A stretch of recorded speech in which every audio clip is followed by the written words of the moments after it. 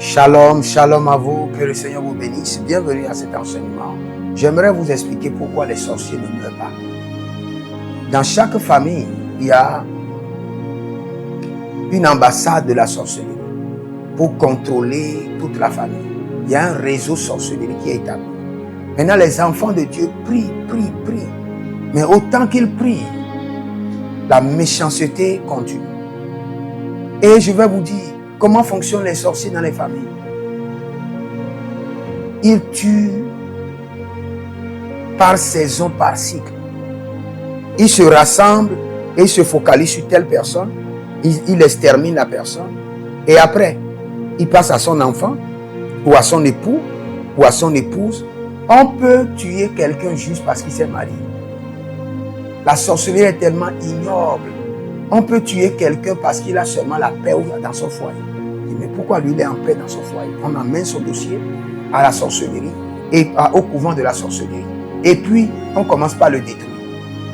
Maintenant, chaque jour, la sorcellerie continue à s'aggraver, à s'étendre, même dans nos églises, dans nos familles, dans nos bureaux, dans nos administrations et un peu partout.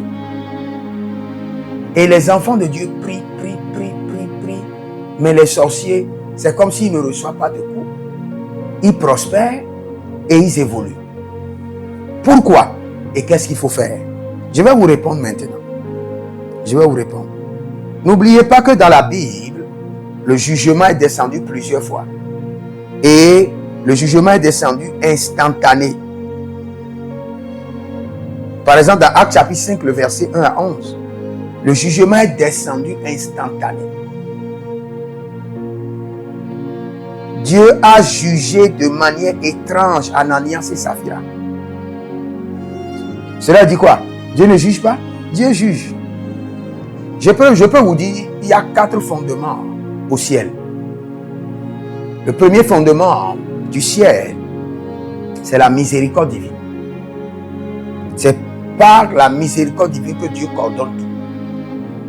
Mais, n'oubliez pas, après la miséricorde, il y a la justice. Et dans la justice, il y a la vengeance. Mais après la vengeance, il y a l'amour de Dieu que le Seigneur utilise pour exercer le jugement ou pour ne pas exercer le jugement. Parce que même dans le jugement, il exerce son amour. Et le 4e fondement, c'est la sagesse. Maintenant, c'est la sagesse divine qui coordonne l'amour de Dieu, qui coordonne le jugement et qui coordonne la miséricorde. Ces 4 fondements, n'oubliez pas. C'est juste un rappel. Maintenant, revenons un peu. Quand on veut parler des gens qui ont été jugés dans la Bible, il y a plusieurs, il y en a autant. Je viens de vous citer Ananias et Saphira. N'oubliez pas les 10 plaies. Les 10 plaies, n'oubliez pas Sodome et Gomorrhe. Si vous voulez, je vous donne avec chaque verset. Et vous pouvez voir, Dieu juge. Et Dieu juge de manière instantanée. Dans le jardin d'Éden, Dieu a jugé. Pour le déluge, Dieu a jugé. Pour la tuerie de Babel, Dieu a jugé. Pour Sodome et Gomorrhe, Dieu a jugé. Pour les 10 plaies, Dieu a jugé. Pour le jugement du peuple d'Israël dans le désert, Dieu a jugé. Le jugement de Corée, Dathan, Abiram, Dieu a libéré le jugement. Donc, le Seigneur, l'Éternel, notre Dieu, libère le jugement. Je viens de citer Ananias et Saphira. Et il y a le jugement eschatologique qui est à venir. Maintenant, pourquoi nous prions en tant qu'enfants de Dieu contre les sorciers et ils ne sont pas atteints? Première chose, l'ange de la miséricorde. Sur chaque sorcier, il y a l'ange de la miséricorde qui opère. N'oubliez pas Habakkuk chapitre 3, je crois le verset 11. Le Seigneur dit, même dans ta colère, souviens-toi de ta miséricorde. Sur le sorcier, il y a la colère de Dieu. Mais il y a l'ange de Dieu qui dit, souviens-toi de ta miséricorde. Donc quand tu veux détruire un sorcier, la première des choses, que son ange de miséricorde soit emprisonné. Première chose. Aussi longtemps que l'ange de miséricorde n'est pas emprisonné, tu vas prier. 1 minute avant que le jugement ne descende. L'ange de miséricorde va tout annuler. Et tu pourras recommencer à zéro. C'est pourquoi les sorciers ne meurent pas. Ils sont là et ils sont en train de détruire. Parce qu'il y a l'ange de miséricorde. Donc ta responsabilité, première chose, c'est de lier l'ange de miséricorde. La deuxième chose qui fait que les sorciers ne meurent pas facilement, on appelle ça le système de la substitution de vie. Le système de la substitution de vie. Si tu ne comprends pas, regarde, Rebecca devait mourir et il voulait transférer sa mort sur son fils. Isaac avait annulé. Dans la vie, nous avons ce qu'on appelle la substitution de vie. Quelqu'un peut transférer sa mort sur une autre personne et la personne va mourir à sa place. Quand tu pries contre les sexes, les sorciers, empêche-les de faire la substitution de vie. Tu peux prier contre un sorcier qui doit mourir et il transfère cette mort-là sur son fils. Il transfère sur une autre personne et la personne meurt à sa place et lui reprend les jours de la personne. Et toi, tu ne vas pas comprendre. Tu vas voir le méchant en train de continuer dans sa méchanceté sans savoir qu'il y a eu de substitution de vie. Donc, quand tu veux juger le méchant, tu demandes au Seigneur que tu bloques tout système de substitution de vie qui est à sa disposition. Tu détruis tout système de substitution de vie. Il ne va pas transférer la mort, son jugement sur la tête d'une autre personne. Si tu ne le fais pas, enchaîner l'ange de la miséricorde, empêcher la substitution de vie, tu ne fais pas ces deux choses. Le méchant serait là en train de fleurir. Maintenant, troisième chose, la boisson du sang. Je vous assure, tous ceux qui boivent le sang prolongent leur jour.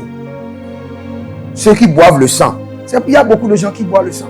Il y a des gens qui boivent le sang des hommes, des humains. Il y a d'autres qui boivent le sang animal. Tous ceux qui boivent le sang, je crois que c'est Lévitique 17. La vie déclare quoi? La vie est dans le sang. Donc, pour les méchants ne meurent pas parce qu'ils sont des buveurs de sang. Toutes les nuits, les sorciers sont en train de boire le sang. Tu veux éliminer un sorcier, libérer le jugement sur lui. Empêche-le de boire le sang. Libère le jugement sur tous les canaux qui peuvent le servir à boire le sang. Et quand il prendra le sang, que le sang devienne du poison dans son corps. Que le sang ne renouvelle plus ses forces. Que le sang ne prolonge plus ses jours. Quatrième chose, le degré de jugement. Il y a plusieurs personnes qui disent qu'ils libèrent le jugement, mais qui ne comprennent pas. Avant de libérer le jugement, il faut se purifier et travailler pour avoir un esprit fort. Et pour libérer le jugement, il y a des positions. Le Seigneur peut te dire, pour libérer le jugement, va rester à l'étage. Balaam et Balak nous a montré que pour libérer le jugement, il faut monter sur les montagnes. Un sommet, un positionnement. Et il faut savoir quel jugement tu veux libérer. Veux-tu libérer le jugement de Ananias et Saphira? Ou le jugement de mort de Sodome et Gomorrhe? Ou le jugement de la tour de Babel? Il faut connaître toutes ces formules de jugement et savoir lequel tu veux libérer. Donc, la première des choses, j'ai dit l'ange de miséricorde. Deuxième chose, substitution de vie. Troisième chose, la boisson du sang. Quatrième chose, le degré de jugement. Maintenant, cinquième chose, il y a des actes prophétiques. Des actes prophétiques. N'ignorez jamais, quand vous voulez exercer le jugement, il y a certains jugements qui nécessitent des actes prophétiques. Et c'est ce que les méchants ont compris. Vous savez, il y a des gens qui peuvent tomber, qu'on peut tuer facilement juste en sacrifiant un poulet. Il y a des gens, vous allez sacrifier 1000 poulets, ils ne vont pas partir. Vous allez commencer par sacrifier des bœufs. Yeah. Nous ne sommes pas les mêmes. Non, nous ne sommes pas les mêmes. Même si nous avons tous été créés par la poussière, pas la même poussière. Il y a des gens qui ont été créés par la poussière rouge, d'autres la poussière blanche, d'autres la poussière noire. Nous ne sommes pas les mêmes. Donc il y a des gens qui peuvent tomber juste parce qu'on a bâti un seul hôtel contre eux. Il y a des gens, vous allez bâtir 1000 hôtels contre eux, ils ne vont pas tomber. Donc, il y a des actions prophétiques pour exercer le jugement. Et le Seigneur doit vous révéler, ou soit vous devez consulter un prophète pour savoir. Pour telle personne, je vous donne une action prophétique par exemple, très simple. Très simple. Il y a un méchant terrible dans votre famille qui dit qu'il doit tuer tout le monde. Et il ne fait qu'exterminer les gens. Identifiez un hôtel de jugement d'un homme de Dieu. Allez sur cet hôtel tous les matins à 5 heures ou 6 heures et déposez de l'argent et dites que vous venez pour payer pour son enterrement de lundi au dimanche, une semaine. Observez-le.